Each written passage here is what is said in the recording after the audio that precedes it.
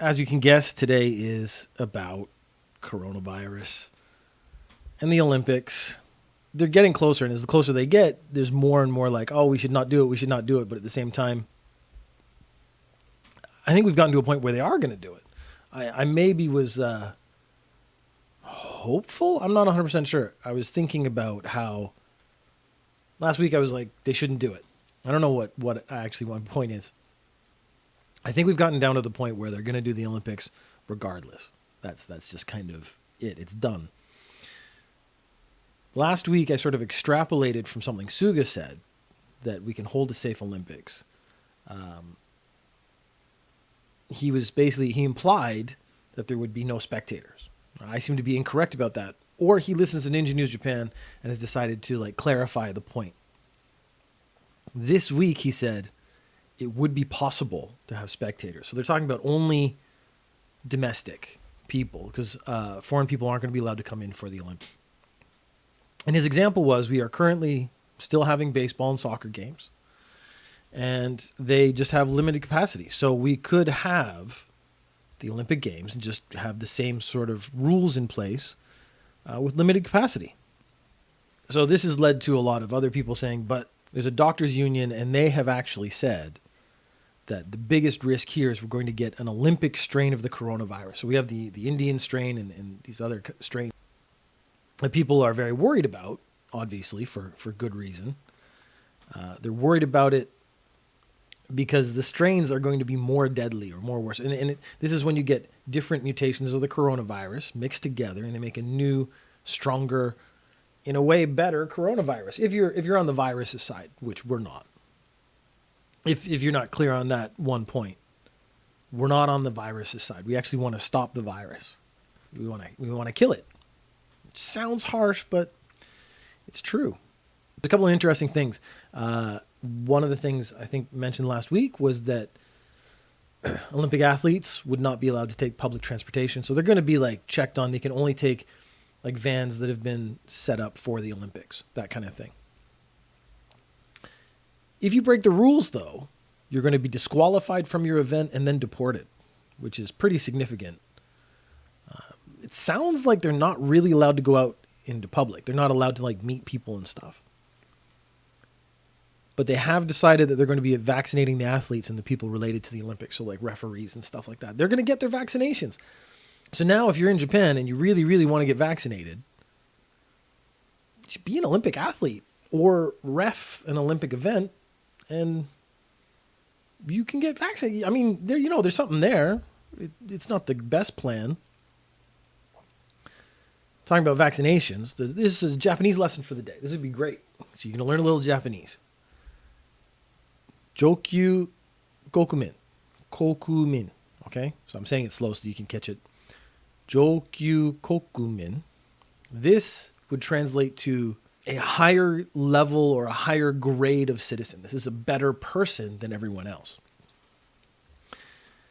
And they started using this word in news stories when they were talking about people who were sort of jumping the line to get vaccinated when they're not really supposed to. So in Japan, like a lot of the places, it's medical personnel and stuff like that. And then they were going for old people and people who were sort of most at risk, which was very sensible. But some politicians and officials have been bumped ahead. Now, there is an interesting point which makes it seem not as bad. So you think they're taking a citizen's place. That's bad. They shouldn't do that. But the politicians they're talking about primarily have been taking the doses from canceled reservations. So basically, I didn't show up for my vaccination today. A politician steps in and says, well, I'll take it. And that, I'm actually not as bummed out about that as the news is. These news stories, they're getting really angry at them. And I'm like, but if it was going to go to waste because I didn't use it and the politician was available, I actually don't have a problem with him taking it. Because I think one of the worst things they can do right now, which does seem to be happening every now and then, is just vaccinations get wasted. They're just not available, and then they sit in a fridge or they get thrown out. So it's better someone takes it than no one takes it. I think that's better, even if it is a politician or something like that. If I miss my appointment for some reason yes, go ahead. Someone else should take the vaccination. We should get everyone vaccinated. So I don't want waste in this case. The bit maybe that I wouldn't like is the politicians were claiming they were essential. So because they organize these vaccination sites and stuff, they're essential personnel. So they're just like doctors and the nurses on the front lines, which is a bit self-congratulatory in your life. And that's when you could apply the Jokyu Kokumin as like a sarcastic label because they think they're more important than they actually are. There's a couple of interesting things, though. There was a town mayor who was offered, because he's a registered nurse, they offered to give him the vaccination. He said no, and he took all the extra doses that were available to old age homes, like retirement homes, and he had the oldest people vaccinated first. Again, the people who are most at risk, which I think says a lot about that person. There was another town where the mayor said, let's give the extra doses or the available doses to teachers because they're interacting with our kids, and if they get sick, they give it to the kids, and it's going to spread like wildfire. Maybe the kids don't get sick as badly because they're young. That's been a sort of a common thing with coronavirus, but they're going to go home and give it to their parents who could end up seriously ill. Actually, that was a pretty good idea. So he's like, who are the people who are at this point still interacting with the most people in the world? And it's really teachers. Yeah, they're interacting with a lot of people every day because they're doing like live sessions. Students are going to schools now. But this actually demonstrates that one of the interesting, weird aspects of the vaccination process in Japan is that the system and who gets it and who doesn't get it, it's actually up to individual governments, like local governments. So literally my town where I live could have completely different rules and criteria for getting vaccinated than the town one place over where maybe I could get vaccinated, but I can't go there because that's not where I live. But what it does is people might read stuff. Like I work in one city and I live in a different one, and then I learn about the rules in the city where I work, but then when I go home, the rules are actually different, so I can't get vaccinated, and then I get upset. Basically, this is the kind of thing that sows a lot of confusion, and that in itself is kind of problematic. Anytime a story about the Olympics comes out, I look for one name, and I have resisted making jokes, and I think it's because of the attitude of the man who embodies the name. He didn't change his name. He like embraces it and lives it. Dick Pound. He's one of the chairs. He's one of the guys who runs the International Olympic Committee. And he is saying that calls to cancel the Olympics are mostly political posturing, which is interesting because I hadn't looked at that aspect of it. The company I work for is an Olympic supporter. I think that means they've given them some money, but not so much that they're actually going to get advertising in the Olympics. Maybe it'll be a poster or something. I got a pin that I'm supposed to wear at work, which I don't wear. Not because it's a bad pin or anything. I know I'm going to drop it or something, and for all I know, they're going to ask for it back later, so I just wanted to give it back to them. But then I started looking into some other stories. One of the most vocal opponents to the Olympics is actually the Asahi Shimbun, which is a newspaper in Japan. The Asahi Shimbun still remains a sponsor. So, yeah, political posturing seems pretty accurate because if you can't support the Olympics by giving them money and then turn around and in your newspaper say we shouldn't have the Olympics. The justification for this was that the editorial board, so basically the people in charge of the newspaper, are separate from the actual writers and whatnot, like the actual newspaper itself. So one section, the board of directors, let's say, within the organization supports the Olympics, but the actual people who write the newspaper do not. Seemed a bit fishy as far as an excuse goes. Toyota, it was 2 weeks ago. They didn't say don't have the Olympics. I think Toyota is probably one of the biggest sponsors. But they were like, oh gosh, guys, I sure hope figure out how to do it safe. You know what I mean? I don't want them to start calling it the Toyota virus. That's probably not going to happen. Toyota just had the best April in the last couple of years, so they're doing all right.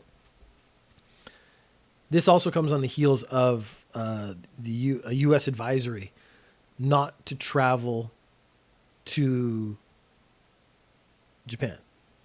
So not traveling to Japan sends a message like maybe you shouldn't go to Japan because it's rampant with coronavirus. But then the next day, after everyone's like, well, if it's not safe to go to Japan, why are you sending your athletes to Japan? Then the U.S. government said, whoa, the Olympics are safe. So they're talking about how it's safe. But at the end of the day, really, I think people are just hoping for the things they want to work out, which I guess is what everyone does anyways. Dick Pound of the IOC says there is no need for spectators. So he's literally saying the opposite of what Suga said. Suga said it's possible to have spectators. We can do it just like we're doing baseball and soccer. Dick Pound of the IOC, whose name I will never refuse to say, he's saying spectators are unnecessary. You can play the sports. You can do all the sports without people watching. The EU really, really wants the Olympics to happen. I don't know why. I guess because they've put so much money into it. But the EU, in a show of support, is sending 100 million vaccine doses, which is enough to vaccinate 40% of the population. And then I was like, but A, it's going to have to get here real soon.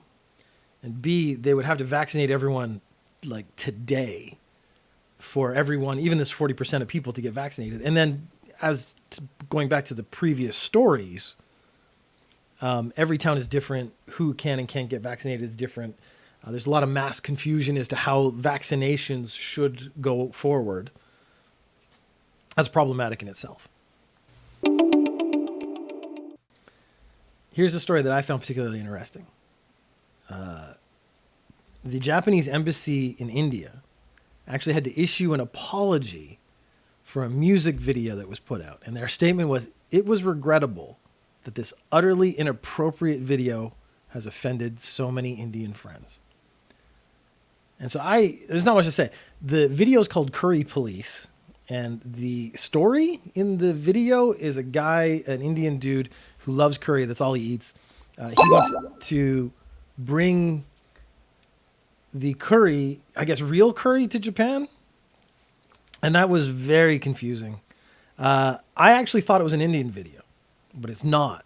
The Curry Police video, I do have it saved. So I can play you just a suisson of Curry Police so that you can get a sense of the video. And these are the other things. Yeah, it's really racist. But it's also a pretty good song. दुनिया में सबसे प्यारा, दुनिया में सबसे भुक्कड़, करी है मेरा प्यार, कोई तो मेरा नाम बताओ.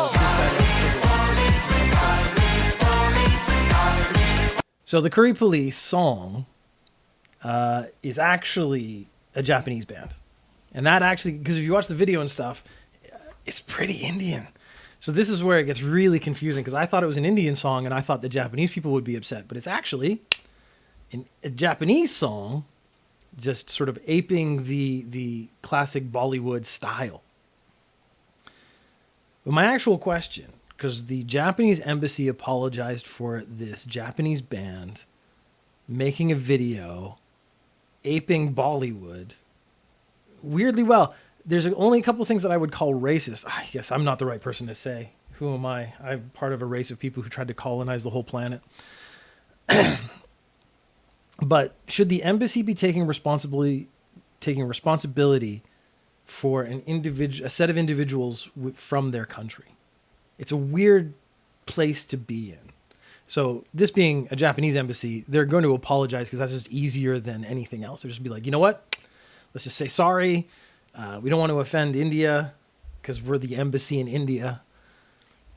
But I think if you have a chance, you should go watch the Curry Police video. It is racist. I'm not going to argue to defend it. This is very much sort of Japanese humor where they don't really get a sense of what is acceptable and what's not acceptable. But there is the deeper question of should the embassy take responsibility for private individuals' actions? Because they could just turn around and say like, oh no, we don't think you should do that. And I guess no, apologizing is just always going to be the easier option, and it's sort of taking the high road. Like, oh, this shouldn't have happened. We're sorry. Here in Japan, we've vaccinated 2% of the population. And that is one of those things where it's like, ugh, is that enough? We're not doing it fast enough. Japan has already agreed to share vaccines with Taiwan, which I found a very interesting sort of approach. Japan is very well known for helping Taiwan and vice versa. When there was a big earthquake here, Taiwan set up like charities and donations and stuff to help Japanese people who'd gotten in trouble and had problems during the invasion. So there's actually a very good relationship between Taiwan and Japan. There is not a very good relationship between Japan and China. And there's also not the greatest relationship between Taiwan and China. So China, as soon as I saw this article, I'm like, China's going to get angry. Because the idea of sharing the vaccine with Taiwan there's actually a couple stories in Taiwan where they're turning around and saying, we don't want Chinese vaccines. And I've actually had some questions about Chinese vaccines myself because, again, it's not that I think China's a bad country, but I have very significant suspicions about state-run media because they always say whatever they're doing is good. When I heard that China had landed a probe on Mars, I was waiting for some other news source to back it up before I actually believed it. It only took a day for China to go like, nah, don't give Taiwan vaccines. That's not cool. Taiwan's ours. We give them vaccines. Their actual statement, they don't whine as much as I do.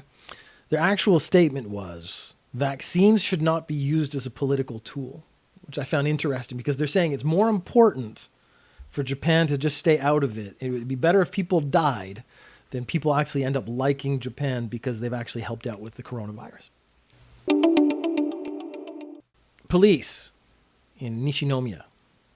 Very, very important. There were two cops, and they were sort of working together. And, the Kobang, the really small structure they sort of live and work in, puts you in close quarters. And they started banging boots. I don't know. I'm going to have to come up with a set phrase for each podcast of how I explain sexual intercourse. That would actually be interesting. But they were knocking boots in the staff room in the Kobang when they were on duty. And this lasted I wrote it down. From last February it ended. So they've been doing it for probably like a year or so. They've been knocking boots. And then this other guy shows up. It's a sergeant. And I bet he's good looking because she drops the previous cop. And then from March to May, she was banging the next cop. There's no sort of menage a situation in this. Now, everyone in this situation was married. So she's cheating on her husband, he's cheating on his wife, and the second guy's also cheating on his wife. I was very interested in what the punishment was. So the initial punishment was a 10% pay cut for 3 months, which didn't seem like very much to me. I was honestly thinking, that's almost nothing. Now, has she committed a crime? Not really, so I guess it's not too bad. And it was all consensual, and everyone was cheating sort of on everyone else. So is that good or bad? I don't know. I don't want to judge too harshly. I don't know the situation. But the second part that I actually found, she chose to resign. So she was told, like, okay, we're going to cut your pay by 10% for 3 months. But then 4 months later, you're getting full pay again, and everyone just kind of pretends this didn't happen. I'm sure they'd have to move Kobangs away from someone else. But man, if there's some good-looking guys in the next Kobang, you know what's going to happen. But she chose to quit. Now, the reason this came to light was that there was an anonymous tip from inside the station. So if you review the situation, she was hitting it up with one guy. She dumps that guy. She starts shacking up with a second guy in the same place, probably the same break room. And then there's an anonymous tip from within the police station. So I'm going to guess, like, that other cop probably got in trouble, but he thought, like, it was worth it. I'm going to break up these two. So this is a lot of, I would actually like to see them in a room. I realized what we really need now is a reality TV show called Kobang. And it's a Kobang, and they just hook up cameras, and then, the cops live their lives and get on, and apparently get on, as it were. Kobang is a way better one. I wish I'd thought of that. As the police officer quit, she did make a statement, and she said, "I was unable to distinguish right from wrong."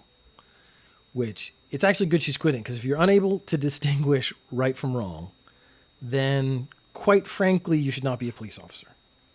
Because really, I'm betting she knew this was wrong, but doesn't want to quite admit that her lively emotions got the best of her.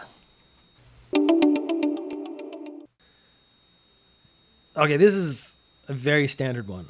I don't know why I think it's just because of the way he's... So a guy got arrested. He was on an airplane, and he goes to a flight attendant, and he goes, I want you to clean this toilet.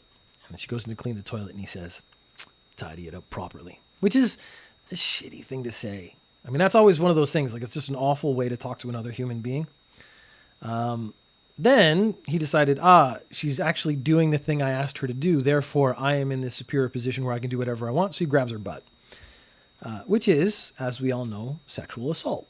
You can't play grab ass on an airplane with unwilling victims without getting in trouble. My first thought was, what was his escape plan? So if you're going to be a creepy dude, I constantly am thinking about how to help criminals do their jobs. But if you are going to play grab ass on an airplane with someone who doesn't want you to, you can't get away. You're on an airplane. Like, any crime on an airplane comes with a certain amount of risk because there is no escape vector. There is no getting away from this. So your plan has to be perfect. And his plan was, I'm going to be an asshole. So again, Ninja News Japan news of this week is don't be an asshole. He was arrested, which is great. He said, I did it. So case closed. Surprisingly, in Japan, that actually is not an admission of guilt. He'll probably not get punished. I like the intellectual look of attendants in uniform, which I actually found contradictory to his statements. Because if he said he was talking down to the flight attendant, if you're talking down to someone, it means you don't sort of find the intellectual aspect of their appearance to be the important part. Japan drills the deepest hole in all of history. We don't actually know if that's true because we don't have a measurement of all the prehistoric holes. But I found this a little deceptive. So they went to, in 2011, there was a big earthquake, and they went to the epicenter, and they were like, well, we want to check what's going on down there. It was 8,023 meters down, or 26,322 feet. But then that makes it sound like that's how deep the hole was, and it's not. That's where they hit the bottom of the ocean and started drilling the hole. The core sample they got was only 37.75 meters, or 123.9 feet. And this is earthquake research, so it is really important, but it was deceptive because I thought at first from the title they had drilled an 8,000 meter hole, which I don't even 8 kilometers down. Is that the center of the earth? I'm actually not sure. But now technically Japan for the moment has a record for the deepest hole drilled in all of history. And I was going to try to relate that to some Kobang adventures from before, but it didn't work out. I didn't have time to sit down and plan. This is a more positive one, so I want to end on that.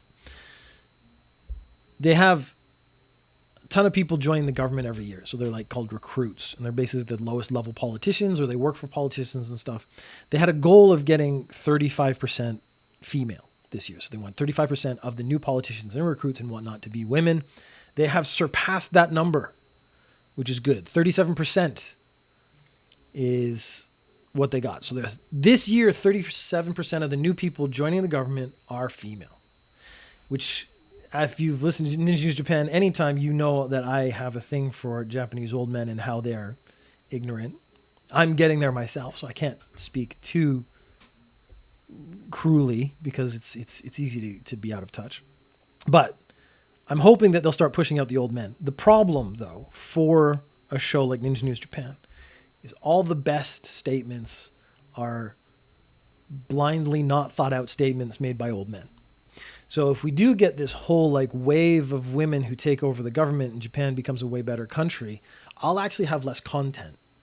So what I need is 37, 40, 50% women to actually go into government and run the country, but I need to keep a 5% old Japanese man number so they can say really ignorant things so I can make fun of them.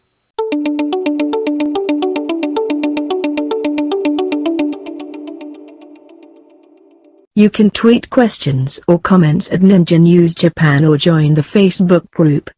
On Facebook, search for Ninja News Japan. Sexy out, homies. A preview of what's coming.